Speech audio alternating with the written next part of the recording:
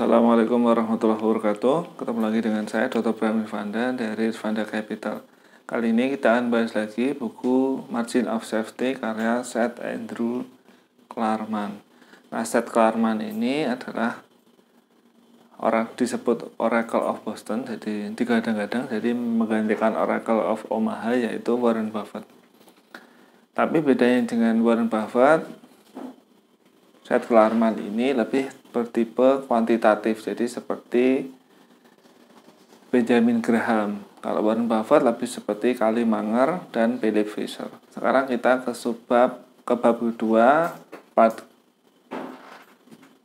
ke-6 tentang investasi yang viral atau di bahasa Inggris investing fads. Nah, di saat suatu saham itu jadi populer, maka triliunan bisa didapatkan dari IPO, dari right issue maupun produk-produk lainnya. Terus, dan bukan hanya saham yang bisa jadi populer, tapi juga sektor bisa jadi populer. Contoh di buku ini, di 1980-an itu ada beberapa sektor yang jadi heboh, yang jadi sangat populer. Di antaranya energi, terus teknologi, terus bioteknologi, terus judi, terus warehouse shopping, terus pertahanan. Jadi sektor-sektor ini itu jadi populer dan harganya jadi terlalu tinggi. Ketika sektor saham atau sektor-sektor tertentu itu jadi hot atau jadi sangat populer, maka IPO di sektor itu akan naik. Karena orang-orang akan berbondong-bondong pengen jualan. Karena harganya lagi bagus. Nah, IPO ini akan menarik sangat banyak investor masuk ke sektor itu. Akibatnya harga akan naik. Ketika demand-nya, permintaannya itu tinggi, maka harga akan naik. Karena investor yang ingin saham-saham di sektor itu banyak, maka harga saham di sektor itu akan naik. Perusahaan sekuritas akan bikin reksadana khusus di sektor-sektor itu. Contoh energi, maka akan bikin reksadana khusus energi. Terus perusahaan sekuritas, perusahaan investasi akan mendapatkan untung dari situ. Nah, ketika pasar jadi euforia, jadi ketika pasar jadi hot, ketika pasar jadi naik terus, ketika pasar jadi populer, jadi optimis, itu banyak perusahaan yang dipikir punya bisnis franchise. Bisnis franchise ini menurut Warren Buffett adalah bisnis yang punya kelebihan, punya moat atau punya pelindungan dari bisnis yang lain karena dia unik. Entah contoh Coca-Cola, rasanya karena rasanya unik, dia orang sangat setia dengan Coca-Cola atau Sprite atau Fanta dan lain-lain. Nah, karena itu bisnis ini punya bisnis franchise. Nah, ketika pasar sedang euforia, itu banyak investor mengira saham-saham yang lagi hot ini itu punya bisnis franchise. Dan tidak mungkin ada pesaing yang masuk ke bisnis yang sama terus mengalahkan saham-saham ini, perusahaan-perusahaan ini. Di tahun 1980-an itu saking euforianya orang-orang sampai timbul lagi Nifty 50. Nifty 50 ini buat Anda yang belum tahu, di 1970-an, awal 1970-an itu 50 saham yang paling bagus. Jadi pokoknya kalau beli saham Nifty 50 ini pasti untung. Gak usah dipikir lah seperti itu. Nah, di tahun 1980-an juga mulai muncul saham seperti Nifty 50 yang dibeli tanpa dipikir, pokoknya untung. Jadi orang-orang percaya seperti itu. Setelah pasar semakin tinggi, orang-orang makin optimis, maka mayoritas saham mayoritas perusahaan di bursa saham itu investor menganggapnya punya bisnis franchise dan akan naik terus-menerus. Tapi tentu saja enggak ya. Ketika pasar turun, maka perusahaan sahamnya akan turun juga. Kemudian perusahaan-perusahaan yang dulunya dianggap punya bisnis franchise itu pada akhirnya akan jatuh juga. Nah, ketika jatuh, orang-orang yang sejak awal skeptis terus menghina-hina saham-saham ini. Akibatnya apa? Makin turun. Contohnya, ada perusahaan namanya Home Shopping Network Inc. Jadi ini perusahaan TV shopping di Amerika. Jadi dulu di awal-awal di 1980-an sudah ada perusahaan ini. Di Indonesia mungkin awal 2000 atau akhir 90-an baru ada perusahaan seperti ini. Nah, market cap-nya itu di awal 1987 itu 4,2 miliar dolar. Ini besar sekali. Market cap-nya besar sekali karena ini adalah dolar tahun itu.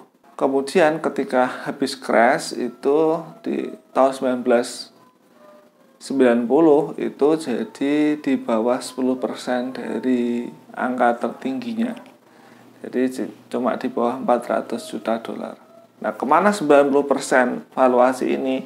Itu musnah bersama pasar bearish. Nah, jadi ini penting sekali. Kalau pasar sedang bullish seperti sekarang, itu jangan terlalu optimis. Tapi ketika pasar bearish, malah kita harus optimis karena kita dapat harga murah. Nilai dari perusahaan, jadi perusahaan yang punya produk yang tren, seperti Home Shopping Network ini, itu tergantung profitabilitas dari produk. Jadi, apakah gross profit margin-nya besar? Kalau gross profit margin-nya kecil, di bawah 40%, maka produk ini itu akan terjualnya banyak, akan tetap tidak menguntungkan. Terus, bagaimana produk life cycle-nya? Jadi, siklus hidup produknya gimana? Apakah dibeli sekali seperti boneka atau dibeli setiap hari seperti makanan yang lagi heboh? Terus competitive barrier itu apakah bisa produk pesaing itu masuk? Contoh kalau makanan itu disukai karena apanya? Contoh Coca-Cola, orang bikin soda-soda macam-macam tidak bisa mengalahkan Coca-Cola. Berarti competitive barrier dari Coca-Cola bagus. Tapi kita lihat di kehidupan kita sehari-hari yaitu bensu. Bensu itu geprek. Nah, geprek bensu dia menggunakan nama bensu karena Ruben Onsu, yang versinya Ruben Onsu. Nah, apakah kalau ada geprek di sampingnya bensu, harganya sama atau lebih murah, lebih enak, orang-orang akan tetap beli ke bensu? Saya tidak yakin.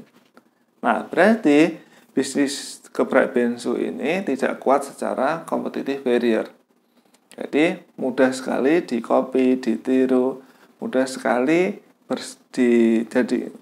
orang mudah sekali jadi pesaing dari geprek bensu. Berarti bisnis geprek bensu ini competitive barrier-nya tidak kuat. Kemudian yang berikutnya adalah kemampuan perusahaan untuk menggandakan atau meniru kesuksesan dari produk yang sebelumnya. Contoh, suatu perusahaan sudah mengeluarkan produk bagus. Contoh, pemijat. Pijat yang bisa mijat sendiri, yang bisa diatur otomatis waktunya, terus bisa ditempel. Contoh seperti itu. Nah, ketika produk ini sudah tidak laku lagi, apakah ada produk-produk baru yang bisa menggantikan produk-produk lama? Nah, seperti itu. Nah, dari beberapa pertanyaan ini, maka kita bisa menentukan kalau produk ini bagus atau tidak. Investor itu sering over optimistic terhadap suatu saham atau suatu perusahaan. Biasanya mereka sangat over optimistic di profit margin. Jadi mengira profit marginnya setinggi ini, padahal di laporan keuangan profit marginnya tidak setinggi itu. Terus kemudian ketahanan atau keawetan dari tren. Jadi contoh, sekarang trennya itu tanaman janda bolong atau janda lubang itu. Nah, itu biasanya tidak akan bertahan lebih dari setahun. Nah, tapi orang yang over optimistic akan ini akan bertahan lama. Dia malah beli di harga mahal. Terus berikutnya adalah tingkat penetrasi pasar dari produk. Jadi di zaman dulu itu ketika lagi hebohnya Cabbage Patch, jadi ada boneka namanya Cabbage Patch. Itu ketika tingkat penetrasi pasarnya itu sedang jaya-jayanya, perusahaannya yaitu Coleco itu tidak segera bikin produk baru, sehingga akhirnya setelah booming ini selesai, dia selesai juga, Coleco-nya akhirnya bangkrut. Nah, ketika investasi yang viral ini itu selesai, jadi tandanya apa? Pertama adalah harga sudah terlalu tinggi. Kedua, demand atau permintaan itu sudah disamai oleh supply, atau supply bahkan lebih tinggi daripada demand-nya. Akibatnya harga turun. Terus berikutnya adalah sudah sampai puncak. Jadi siklusnya sudah sampai puncak. Maka setelah ini adalah harganya pasti turun. Nah, ketika harga sudah turun ini, maka semua yang jadi viral akan jadi sampah. Jadi akan dihina-hina dan lain-lain. Yang dulu di over optimistic malah jadi sekarang over pessimistic. Nah, investasi viral ini harus dibedakan dengan bisnis trend. Bisnis trend, contoh kita belajar dari .com bubble di akhir 1990-an dan awal tahun 2000. Kalau bisnis trend, dulu .com bubble itu bisnis trendnya adalah di masa depan internet akan mengendalikan dunia. Betul, bisnis trendnya itu. Tapi kemudian ini jadi investasi viral kalau semua bisnis internet akan menguasai dunia, padahal tidak. Jadi bisnis trend kan berarti yang benar ya. Jadi bisnis yang benar-benar jadi tren. Nanti bisa berubah jadi investasi yang viral. Nah, investasi yang viral ini pasti nanti hancur. Persis yang terjadi pada .com bubble akhir 1990-an. Nah, ketika .com bubble terjadi, itu perusahaan-perusahaan yang bagus, contoh Amazon kan bagus. Itu jadi harganya terlalu tinggi. Tapi perusahaan-perusahaan sampah yang lain itu juga jadi viral, dan akhirnya bangkrut di tahun 2001 dan 2002. Sangat banyak perusahaan yang bangkrut, yang sudah IPO tapi bangkrut, perusahaan .com yang bangkrut di tahun 2001 dan 2002. Nah, dari sini kita belajar harus membedakan investing fads atau investasi yang viral sama bisnis trend. Bisnis trend akan tetap maju, jadi jangka waktunya panjang, seperti bisnis internet, kan benar-benar jadi bisnis trend. Tapi ada yang investasi viral. Investasi viral ini yang akan jatuh. Jadi dari sini harus dibedakan antara investing fads atau investasi viral dan bisnis trend. Nah, bedanya apa? Bedanya adalah adanya progres fundamental. Jadi labanya bagus, itu bisnis trend. Jadi pertumbuhannya, labanya juga tumbuh, berarti bisnis trend. Seperti Amazon, itu bisnis trend. Orang-orang akan beli apapun lewat internet pada akhirnya. Itu bisnis trend. Perusahaan-perusahaan .com lain yang selain Amazon yang jadi investasi viral itu pada akhirnya akan bangkrut di tahun 2001 dan 2002. Nah, seperti itu bahasan margin of safety bab kedua part ke-6. Bila ada materi ini yang belum jelas, silakan tulis di kolom komentar di bawah. Terima kasih atas perhatiannya. Assalamualaikum warahmatullahi wabarakatuh.